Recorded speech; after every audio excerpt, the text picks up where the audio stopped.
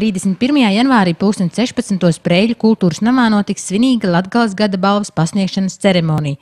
Ceremonijā suminās cilvēkus, kuri 2014. gadā ar saviem darbiem un rūpēm ir sekmējuši Latgales izaugsmi un strādājuši Latgales attīstībā. Gada balvas saņēmējs sveikt ieradīsies satiksmes ministrs Andrijs Matīs, vides aizsardzības un reģionālās attīstības ministrs Kaspars Gerhards, Latvijas Republikas Saeimas deputāti un Latgales pašvaldību vadītāji.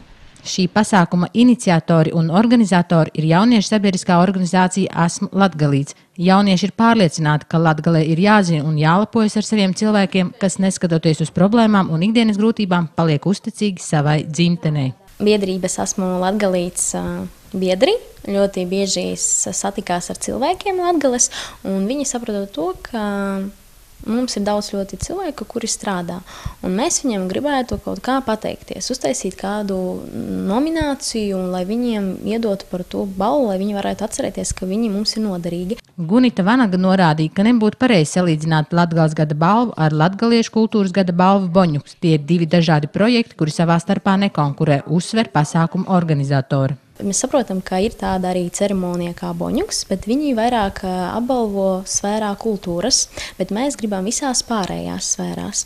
Un Boņuks ir tie, kas pasakās paldies cilvēkiem par padarīto darbu. Tā arī biedrība Asmu Latgalīts grib pateikties cilvēkiem, ka viņi ir un ka viņi strādā un atdot savu dvēseli un savu sirdi ne tikai sev, bet arī pārējiem cilvēkiem, kas atrodas apkārt. Uz Latgales gada balvu šogad pretendē 35 cilvēki, un balvas tiks pasniegts 7 nominācijās. Gada darbinieks lauksaimniecības jomā, visaktīvākais jaunietis, gada ģimene, gada varonis, gada uzņēmējs, visaktīvākais seniors un vissirsnīgākais cilvēks. Preļu novada domes priekšsēdētāja Maruta Plīvda pastāstīja, ka Latgales gada balva ir svarīga patriotisma audzināšanas nolūkos pret savu reģionu, tradīcijām un valodu. Protams, ka tur ir ļoti dažādas nominācijas un parasti mums nav tādu latgalisku pasākumu. Šis būs tāds latgalisks pasākums un ļoti svarīgi, ka tāds pasākums notiek un mēs apzināmies, ka mēs esam latgalieši un tas arī ir tajā nosaukumā Asmu Latgalīts. Protams, realizēt šo pasākumu bez sponsoru atbalsta nebūtu iespējams, tāpēc jaunieši saka lielu paldies visiem uzņēmējiem, kas atsaucās palīdzēt organizēt Latgales gada balvas svinīgo ceremoniju.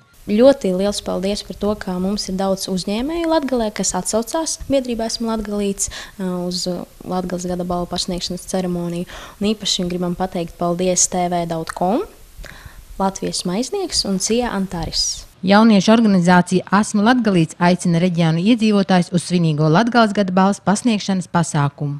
Gaidiesim jūs visus 31. janvarī 16:00 Preļūs novada kultūras centrā iz Latgales gada balvas pasniegšanas ceremoniju.